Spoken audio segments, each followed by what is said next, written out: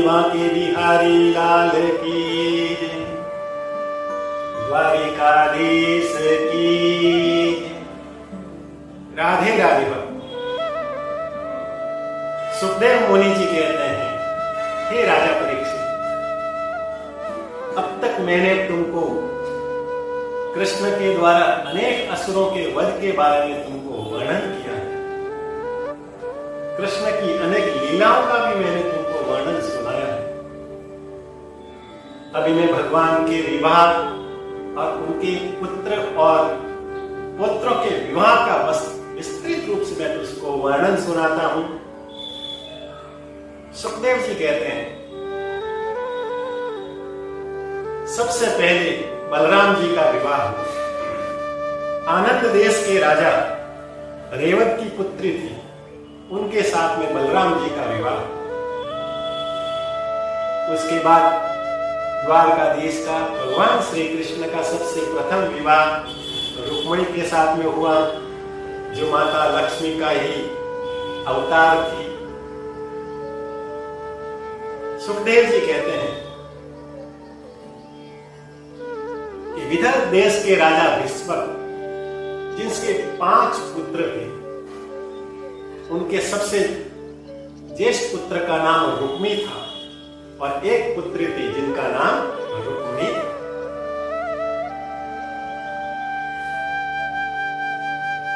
जब से देव ऋषि नारद जी के मुख से रुक्मिणी ने भगवान श्री कृष्ण के द्वारकाधीश के सौंदर्य, पराक्रम और ऐश्वर्य, गुणों और रूप की सुंदरता के बारे में जब से उन्होंने वर्णन सुना, तब से रुक्मिणी ने कृष्ण के साथ में, द्वारकाधीश के साथ मन ही मन प्रेम करने लगी और उनको अपना पति मान लिया। अब जब वह विवाह के योग्य हो गई तो उनके पिता भीष्मक उनके लिए उचित वर ढूंढने लगे।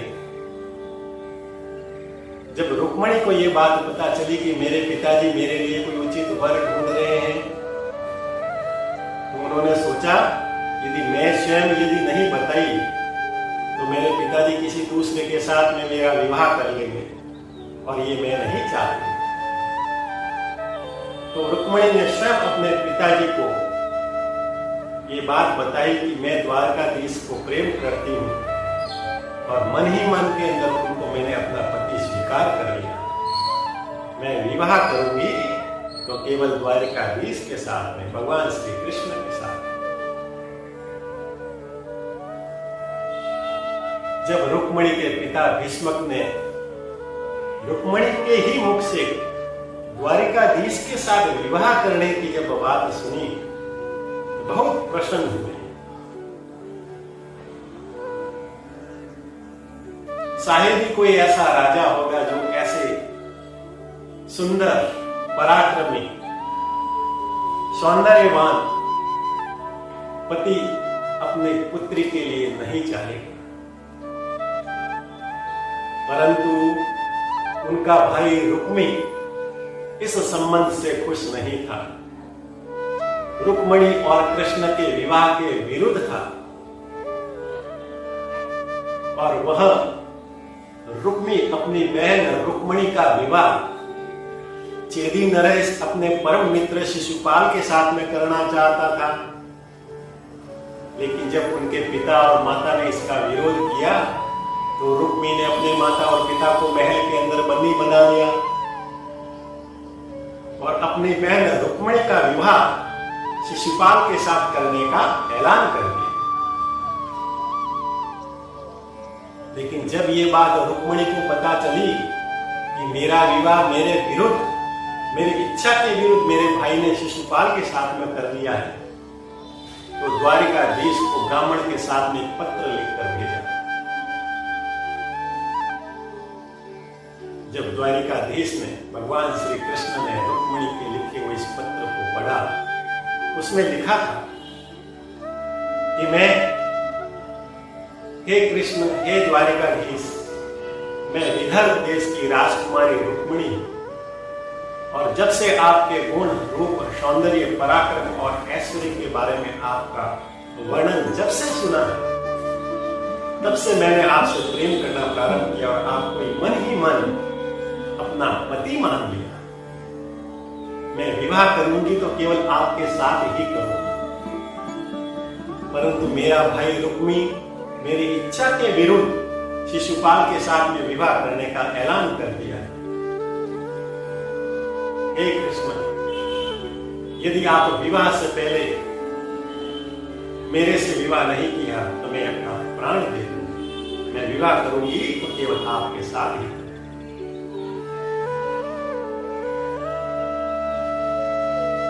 और पत्र में लिखा कि मैंने जब इसका विरोध किया तो मुझे इस महल के अंदर ही रखा और चारों तरफ सैनिकों का पहरा, इसलिए मैं महल से बाहर तो नहीं आ सकती, लेकिन कैसे भी हो विवाह से पहले आप मेरे से विवाह करो, नहीं तो मैं अपने प्राणों को त्याग दूं। जब ये पत्र लेकर बलदाऊ भाई के पास में गए, बलराम जी उस पत्र को पढ़ा तो कृष्ण को कहने लगे, हे कृष्ण, अब तुम बड़े हो गए हो, विवाह के योग्य हो गए हो, और अभी तो विवाह के लिए न्योता आ रहे हैं, और वो भी कोई छोटी मोटी नहीं, राजकुमारी का न्योता है, स्वीकार कर लो। ऐसे न्योता आते रहे और स्वीकार नहीं किया, विवाह नहीं किया, तो फिर ये रिश्ते आने बंद हो जाएंगे। इसलिए पहला रिश्ता आया है, उसको ठुकराना अच्छी बात नहीं है। मैं तो कहता हूं इस विवाह के प्रस्ताव को तो स्वीकार कर लो। बोलिए द्वारकाधीश की। अपने भाई बलराम जी की बात मानकर द्वारकाधीश ने रुक्मणी को एक पत्र लिखकर ब्राह्मण के हाथ में भेजा। जब रुक्मणी ने उस पत्र को पढ़ा तो उसमें लिखा था, हे विदर्भ देश की राजकुमारी रुक्मणी, तुम मुझसे मन ही मन प्रेम करती हो और मुझसे विवाह करना चाहती हो। मैं आपके इस विवाह के प्रस्ताव को स्वीकार करता हूं। मैं जानता हूं कि तुम्हारा भाई मेरा परम विरोधी है, दुश्मन है, शत्रु है, तो मैं तुम्हारे महल तो नहीं आ सकता हूं, लेकिन तुम विवाह के एक दिन पहले माता पार्वती के मंदिर में पूजा करने के बहाने से आ जाना। मैं वहीं से तुमको लेकर वहां से चला जाऊं। रुक्मिणी ने भगवान श्री कृष्ण के इस पत्र को पढ़कर प्रसन्न हुई, मन ही मन आनंदित होने लगी, जैसे कि पूरे संसार का जो उन्होंने इच्छा जागृत की, जो इच्छा मांगी थी, वह पूरी होने लगी। अब इधर रुक्मिणी के भाई रुक्मी ने विवाह के लिए सब तैयारियां प्रारंभ की।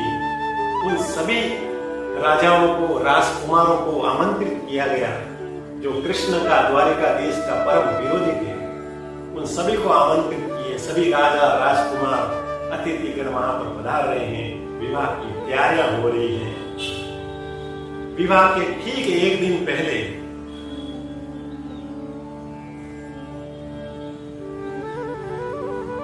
रुक्मिणी माता पार्वती के मंदिर के अंदर पूजा करने के लिए गई।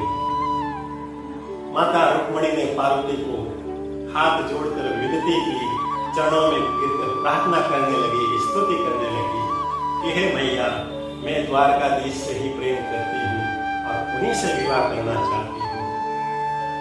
यदि उनसे विवाह नहीं हुआ तो मैं आपके चरणों में ही अपने प्राणों को त्याग दूंगी।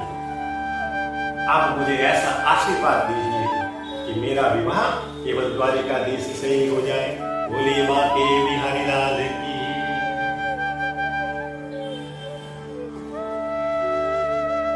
रुक्मिणी की बात सुनकर माता पार्वती प्रसन्न हुई और उनके हाथों से एक फूल रुक्मिणी के हाथों के अंदर गिरा तो रुक्मिणी को ये विश्वास हो गया कि मेरा जो विवाह है वो होगा तो केवल द्वारिकाधीश से होगा।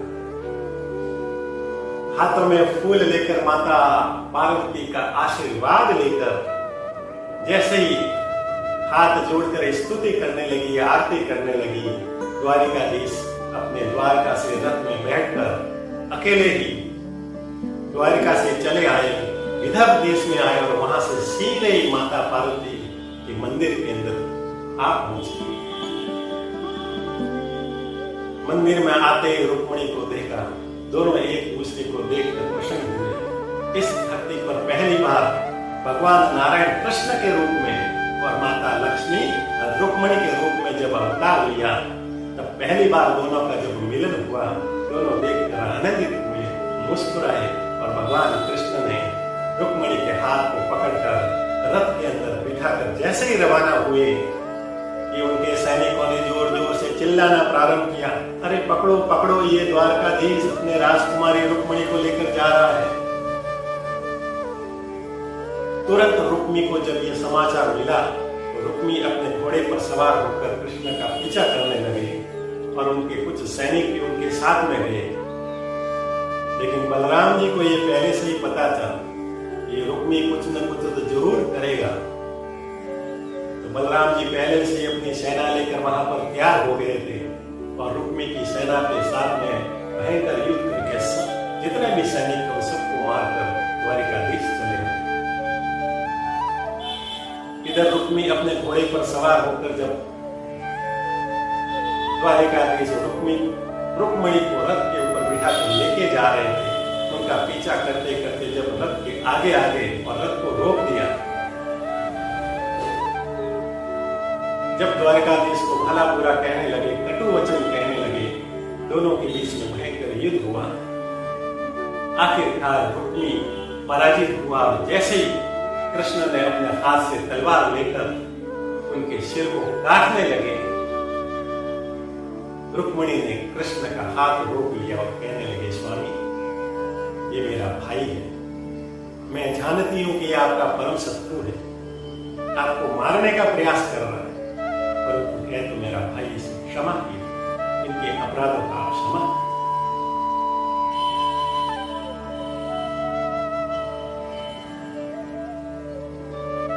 द्वारकाधीश ने रुक्मिणी की बात को माना और उस रुक्मिणी को क्षमा कर दिया, परंतु अपनी तलवार से उनके सिर के आधे बाल को काट दिया, उनकी आधी मूंछ को काटकर कुरु को बनाकर अपमानित करके उसको छोड़ दिया और द्वारकाधीश रुक्मिणी को लेकर रथ में बैठकर द्वारका चले आए।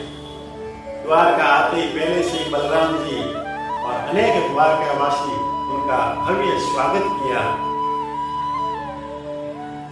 दोनों की विवाह की भयंकर भव्य तैयारी की और पूरी की पूरी द्वारिका को दुल्हन की तरह सजा दिया।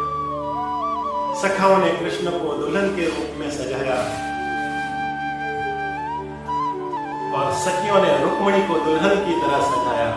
सहनाई बजने लगी, ढोल नगारे बजने लगे, लोग गीत गाने लगे, नाचने लगे और इस प्रकार से भगवान द्वारकाधीश का रुक्मिणी के साथ में भव्य और शांति और आनंदपूर्ण विवाह संपन्न हुआ। बोलिए द्वारकाधीश की, माँ देवी हरिलाल की।